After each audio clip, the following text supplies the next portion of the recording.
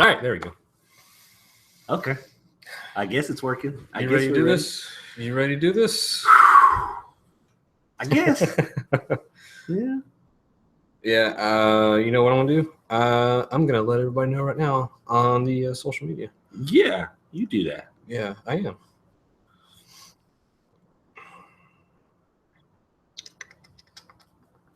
Look at all these notes.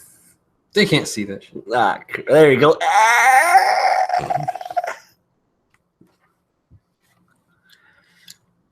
Oh, did you take off the autofocus? Oh, that's the other software. That's it, Huh? yeah. Crap. So don't do anything stupid.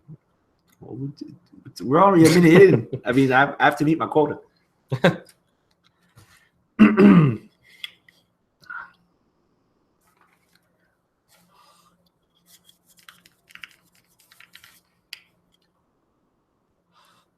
Okay. We're ready. We're almost there. It's not posted to Twitter, but fucking we never do that anyway. So What the hell is that? exactly. That little bird thingy? Yeah, something like that. Okay.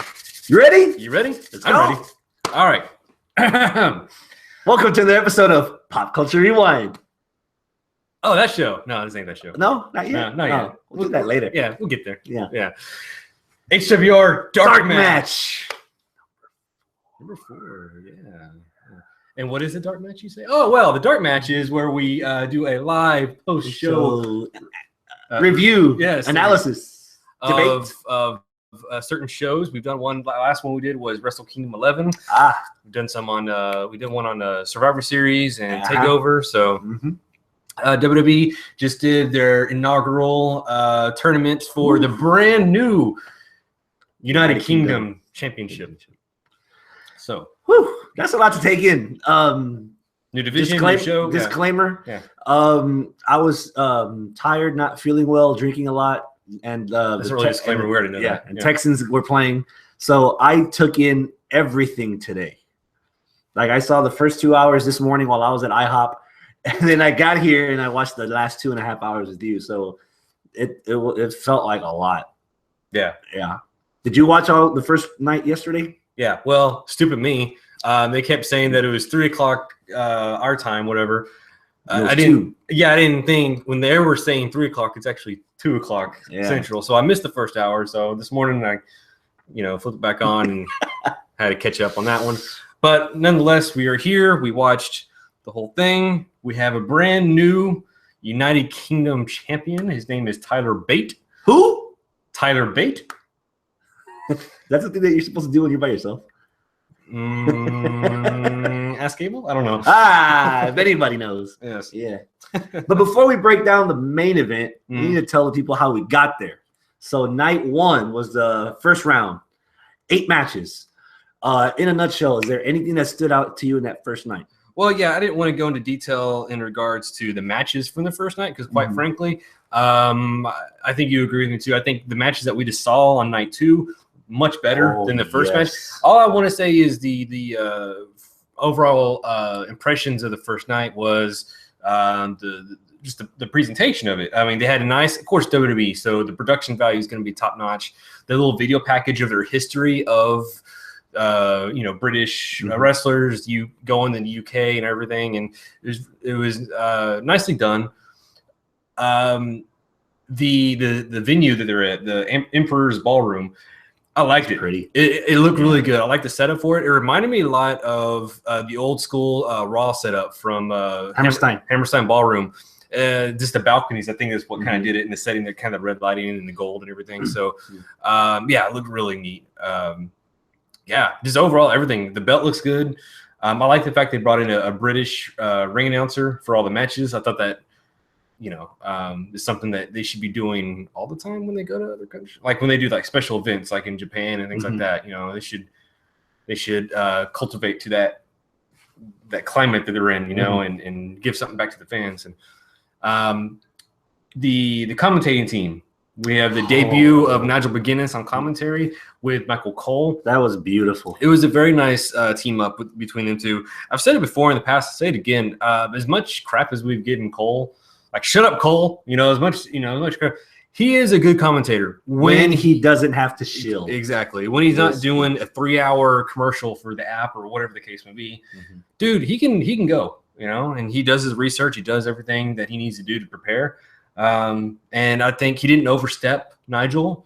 They complemented each other very well, I thought. I could be wrong, but that's just, you know, I didn't have any problems with them.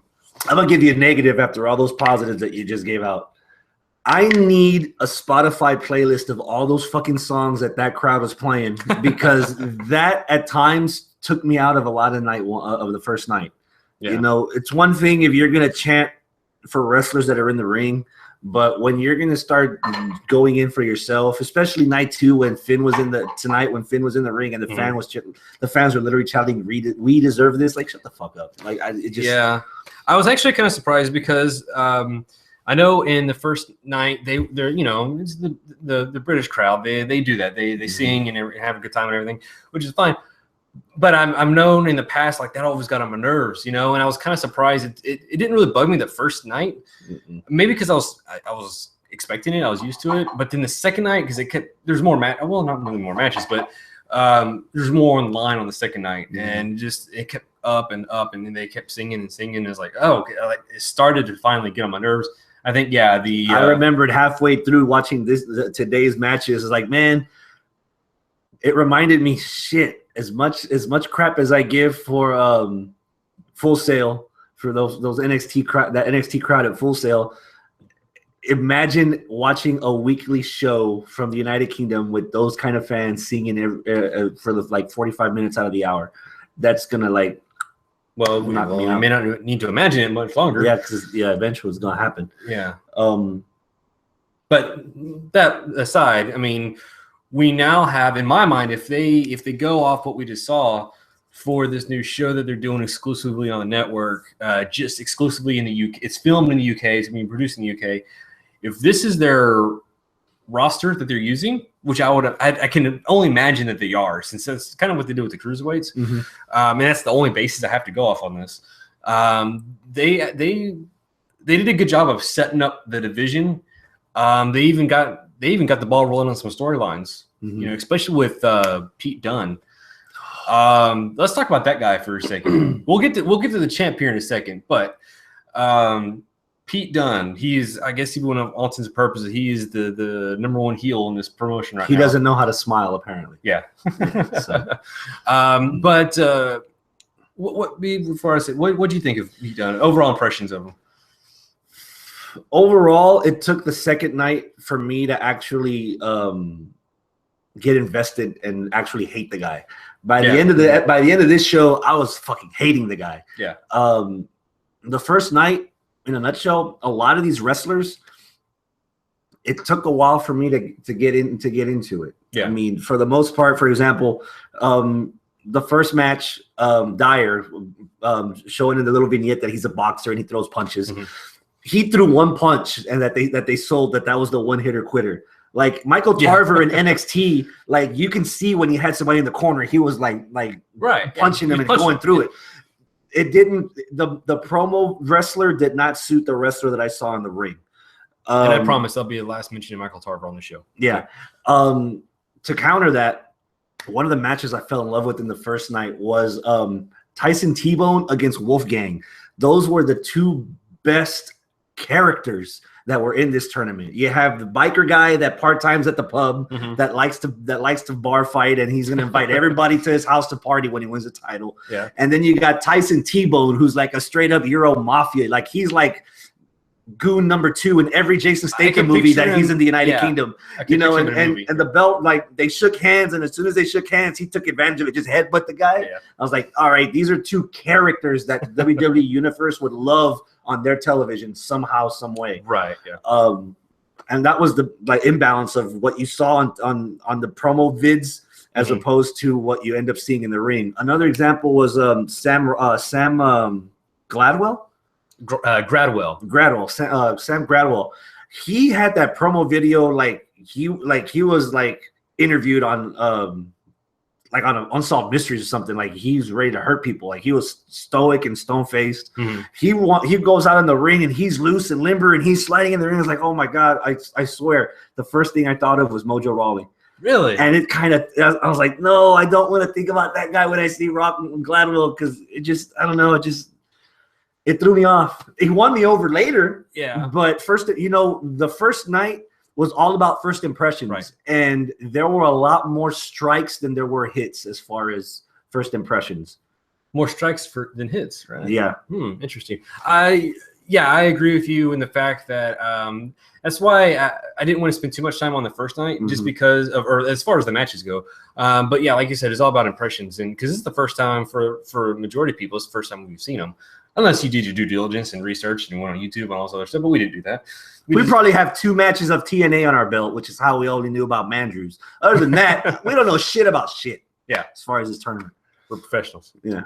But yeah, it's I don't know if I would say more negatives and positives, or it was just more of an introduction for me. I knew it was going to be today, night 2. That was going to be the defining what I took away from it. Sam I want to say Gladwell, but it's Gradwell. Yeah, Gradwell. He had his match that was going to be for night 2 was going to be him versus Dunn, and the end of that first show was the big setup. Dunn went over there, clocked him in the face, threw him around a few times. Suplex. Oh man, yeah, he was earning some heat. Yeah, that's when I started to give a shit about Dunn, and that's when I thought, okay, WWE's got plans for this guy. If they're making him the last guy that's going to get the word into something, and that's because when something like that happens, you're going to remember a name like that. You're going to remember what happened. The last thing you see. When you have William Regal's attention and Triple H's attention when they're doing a Facebook video live after the event of night 1, you're solidified. You're gonna be there for a while. Yeah, you're all right. Yeah.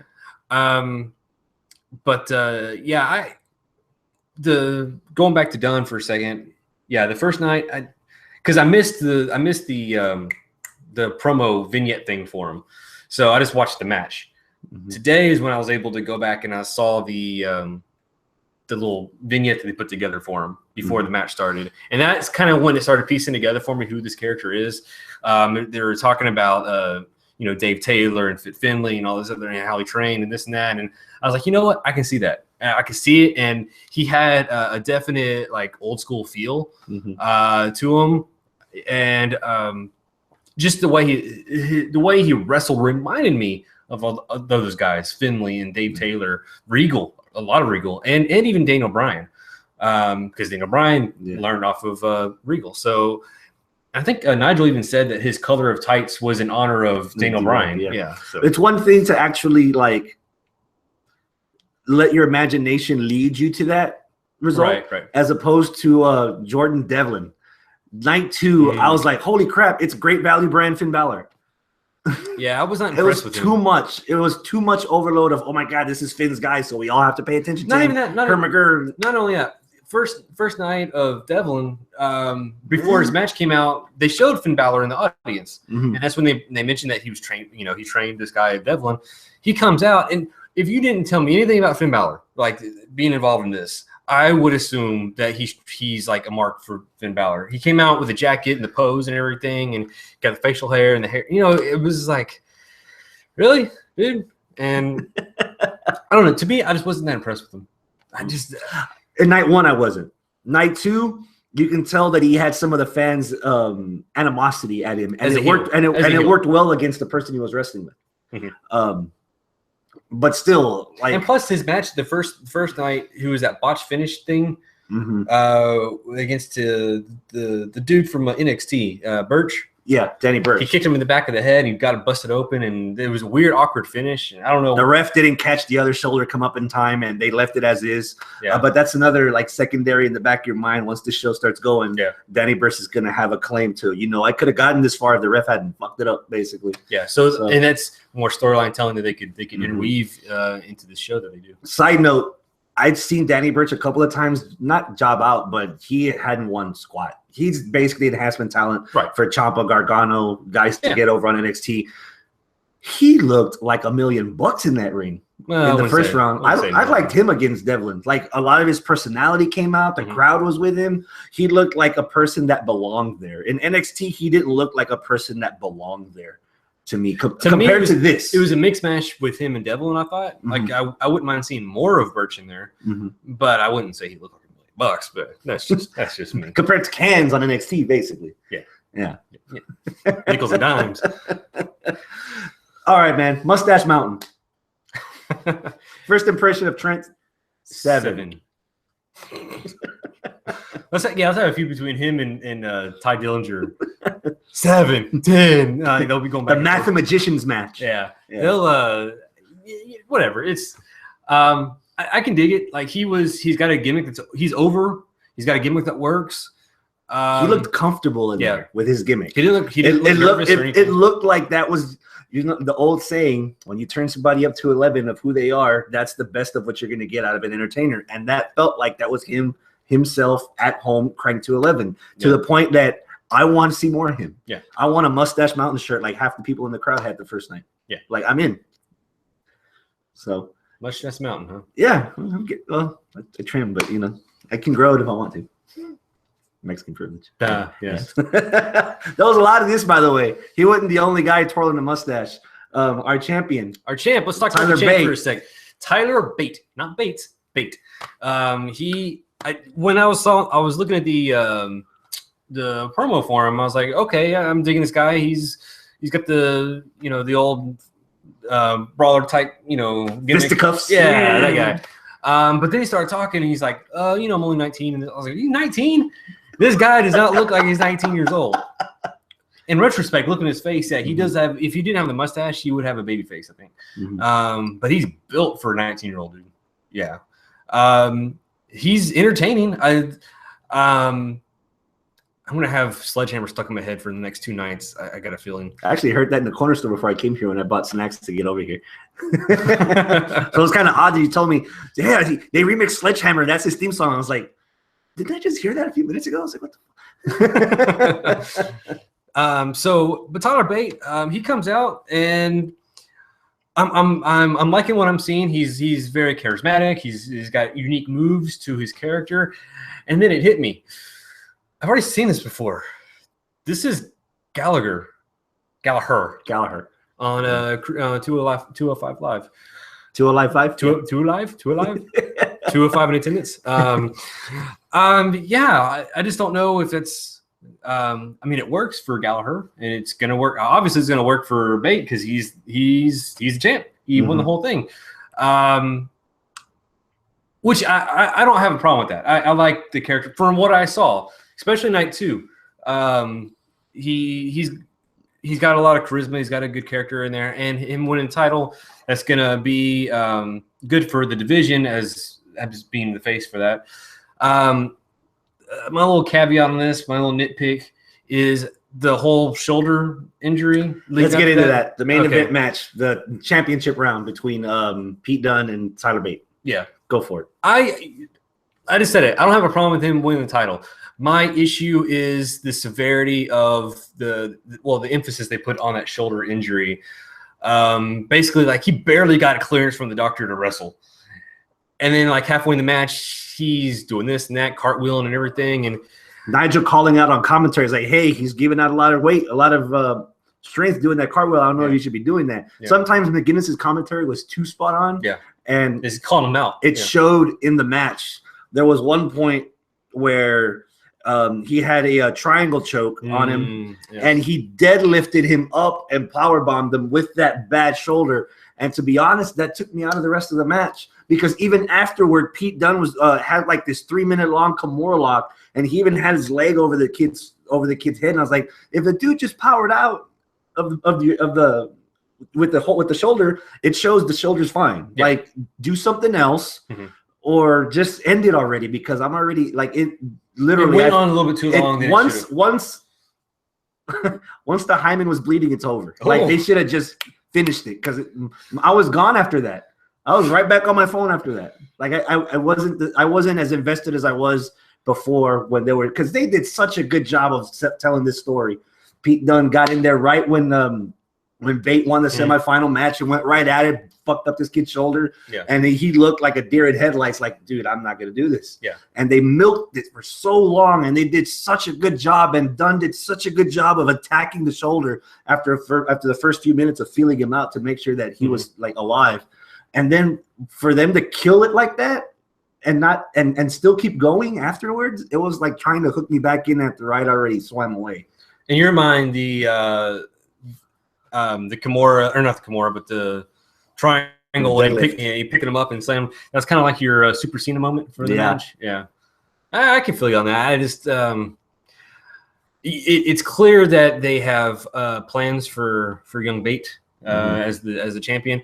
My thing is on that is I can already picture. I said this would be really cool if they had Dunn win the title, because they've already placed so many chess pieces around focusing on Dunn. It would make perfect sense for him to win the title. With the injured Bate, you could have him chase Dunn for the title. Hell, while Bate heals, you can have the next person. Besides that, you have Regal as authority, causing issues for Dunn, because clearly, I love that, by the way. At the start of the match, Regal in the ring holding the title, not taking his eyes off of Dunn for a second, dude. I love that. It was subtle, but it worked. So you have the authority against trying to stop Dunn. You have Bate trying to stop Dunn. You could bring in Gradwell to avenge or get revenge on what he did to him.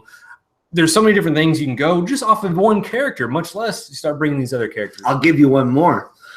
My match of the entire tournament was the semifinals between Pete Dunne and Mandrews. Yes. That was the match out of this entire tournament that everybody got up and they got standing ovation, and it was going back and forth, and you had your heartstrings pulled. You were like, holy crap, he's going to do it. Holy shit. Like, you were into it. Yeah. And from the beginning to the end, like, it didn't lose me. There wasn't any faults in that match for me to say, oh, man, if they would have done X, Y, Z, like, it was fucking gold. I love that match. I'm going to second that. I'm going to nominate this. If you're going to be watching this week, on our regular Wednesday episode, we do our match of the weeks on that one. I'm going to say this right now. This is a front runner. It's a front runner for match of the week. WWE, you're on your own competition. So you got a lot of work to do on Raw, SmackDown, and NXT. Well, let's clear the air real quick, because we did this during the New Japan Dark Match episode. So far, right now, you and I have this as our front running match of the week. Would it go any more than that? You know what? I don't know, man. That's a tough one. I may need to get right off the bat. I would say no.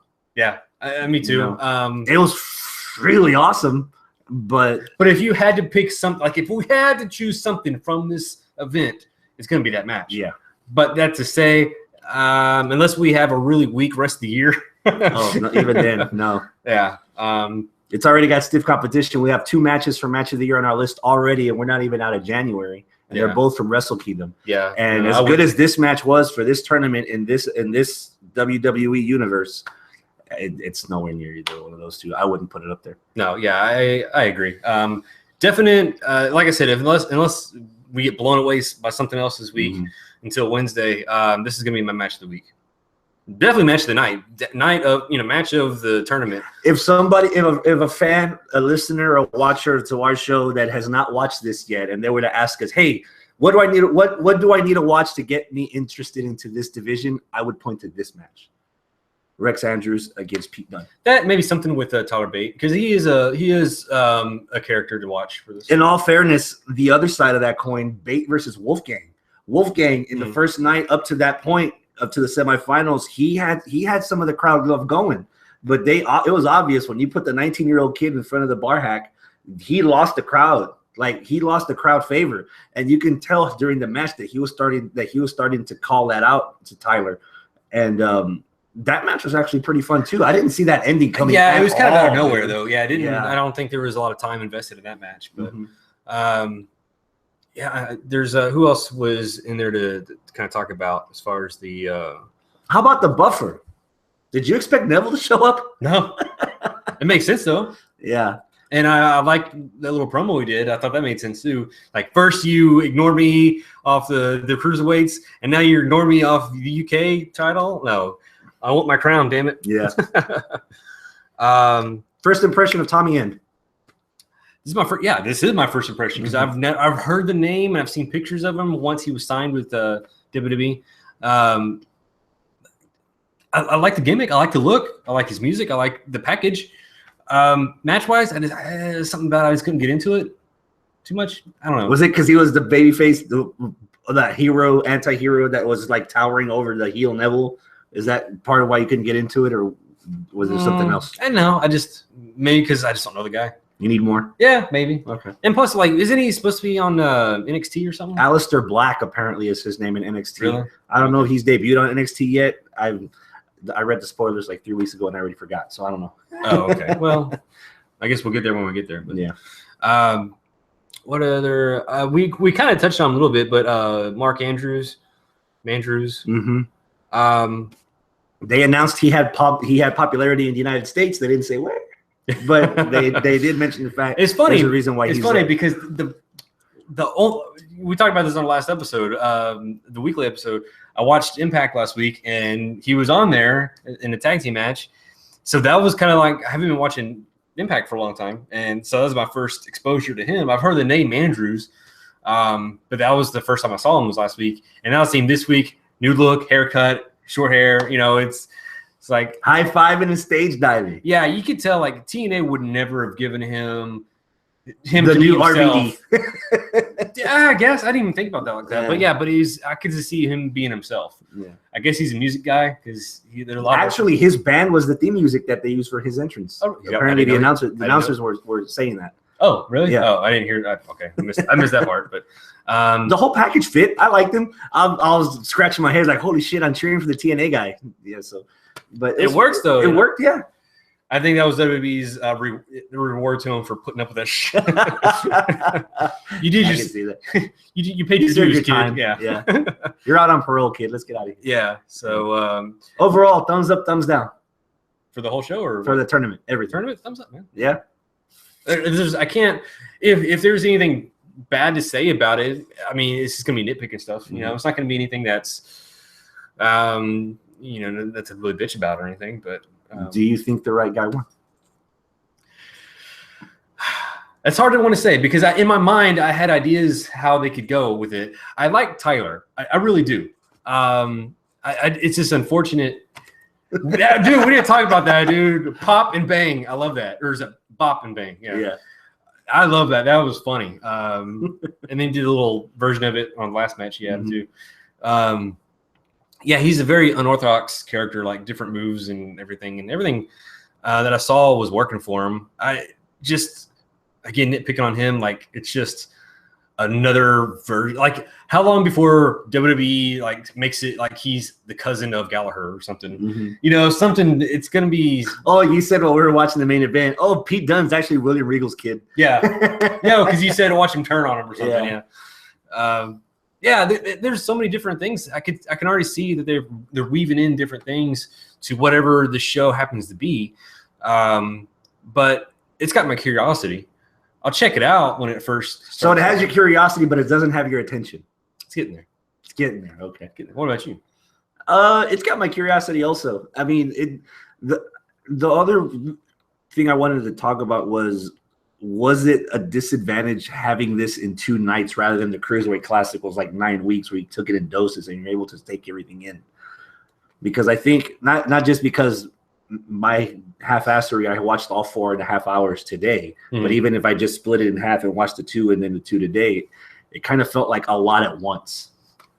If I would have had the 8 weeks, it could have grown. Some of the people could have grown on me, maybe. But to what extent? If they're not going to be using all these guys, we don't know if they are or not. Why invest all that time in it? And plus, you say that a lot of these guys aren't well known. So having strong vignette packages before their first match, and then a recap of what we saw the second night, I think that was enough for me to establish who's who. And I don't need to see, because I think it was on the Cruiserweight Classic, every week we would get the same package or a variation of the package that we saw. And by the end of everything, everybody knew somebody. Like somebody has some kind of history with everybody, So I'm kind of glad it was this kind of bam, bam, thank you, ma'am type thing, and it's done. And they can kind of move forward with this. I don't know behind the scenes if there's ulterior motives to make it such a short and sweet kind of 2-night thing. But hopefully they have plans. I don't know. I don't know if it'd be better to have it as, a show with a champion, or just to do like a UK Cup or something instead of having a champion. But if they made a champion out of it, I'm sure they got plans. So,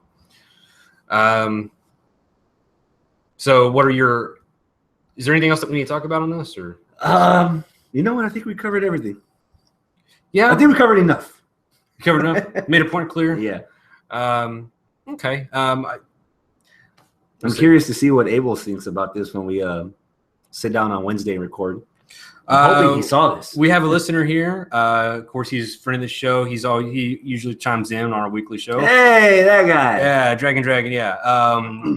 He asked, was it a weak match compared to other WWE matches because of talent or booking? Which match are you referring to? Is the final match? Is that what you're talking about? I think that was the other issue I had with the final match. If that was your third match in that day, I was expecting it to be short. Yeah. So for the 19-year-old with an injury. Yeah, especially with the injury. So for the kid to power out of everything, enough. And like the match lasted 20 minutes, 25 minutes, something around there. I was like, man, this is way too long for people that have already wrestled 3 times, that have already wrestled twice. Yeah, I mean, I get it. They got to showcase what they can do and everything, but come on, you got to save that for something later. Yeah. If you're going to be coming back to that. But as far as a weak match compared to the other WWE matches because of talent or booking, the talent did everything they could have done. I can't fault. Really, there wasn't any botches. There wasn't anything that I can really. In that sense of the word, the fans saved it because, for example, 205 Live, that's good talent, but if the fans don't know who you are, you're getting crickets. Like, you're not getting a reaction. And in that audience, they knew damn near every single person that was in that ring, and they made it feel like they were worth watching. So it felt to me like I had invested in this at least, because it felt like to me I was worth watching. Yeah. The fans did help, and I love the fact that Michael Cole himself called them fans, and not the WWE Universe. Mm-hmm. And I like it when WWE can go back to their roots on some of this stuff and take away all that crap that we get on Raw, and just strip it away to the bare necessities. We got fans, we have wrestlers, and we have them fighting for a title. Mm-hmm. That's all you need, and that's what this show was, and that's why I really can't fault it for a whole lot of what it was. I thought I was gonna say something else too, but I think that's gonna be it. That's it in a nutshell, man. Yeah, I enjoyed it. I don't know. I know we kind of talked about it on our weekly show about, I think you mentioned, they should show up on Royal Rumble or something like that. At least your big four. I mean, it's one thing that NXT is not there because it's its own brand, it's its own weekly show. Mm-hmm. But at some point,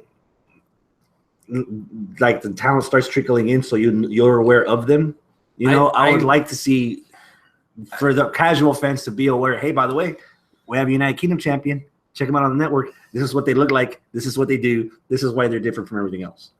It wouldn't surprise me if they're kept away for right now, until we know for sure what they're going to be doing. Mm-hmm. I think it might even be till after WrestleMania, because that's less focus. They don't want to. Right now, especially after Royal Rumble, it's all WrestleMania talk. It's all, you got to push everything towards that. So why take time away from that to promote something that's not even out yet? Yeah. I think if anything, this UK show, I think it should debut maybe the week of WrestleMania, or maybe the week after, or whatever, on WrestleMania time where everybody's watching. Mm-hmm. That being said, or maybe have an exhibition match at WrestleMania, because all the international fans that come through, you're gonna get a reaction on that, or maybe debut on the Raw after WrestleMania. You have potential there for whatever you want to do, either WrestleMania or Raw, because you're gonna have that crowd there who's gonna appreciate the talent from the UK. Yeah. But for right now, I'm still under the impression that this is going to be a separate show, separate entity. If anybody else does show up on the main Raw, it's going to be maybe to promote whatever show that they're going to be on. But I can't imagine, Tyler Bate walking on every other Raw or something and challenging somebody or whatever the case would be. But they got something. They got something going here, especially with these characters. I wasn't expecting. I don't really know what I was expecting when I was going to watch it, but with WWE's production value behind everything. That's another thing. For it being live in another country, the quality on that was really good. Nice. The feed was really good on that. But yeah, I think that's going to be it. I'm sure there's a couple of things I could think to say, but that's pretty much it. Unless you got other final words, final thoughts. Nope, that's it. Yeah. So that's the show. I'm digging these little tournaments that they're doing on the network. I know later on there's rumors of a women's tournament, maybe another, they're maybe Japan or something. They're going to do something. So I guess I don't know if WB's is kind of trying to branch out and, UK, Japan, or wherever you want to go and maybe be like a global territories, like a NWA type thing. They're your own, you're everywhere pretty much, which I wouldn't have a problem with that. But I mean, they're there anyways. Yeah. I mean, so why if you're going to have a presence there, you might as well. I mean, I'm talking like they need to be like having like UK headquarters and, things like that. Have your own production thing, everything there so that you don't have to worry about like Steph and Triple H going there every week or something, or whatever the case may be, or certain writers from the show.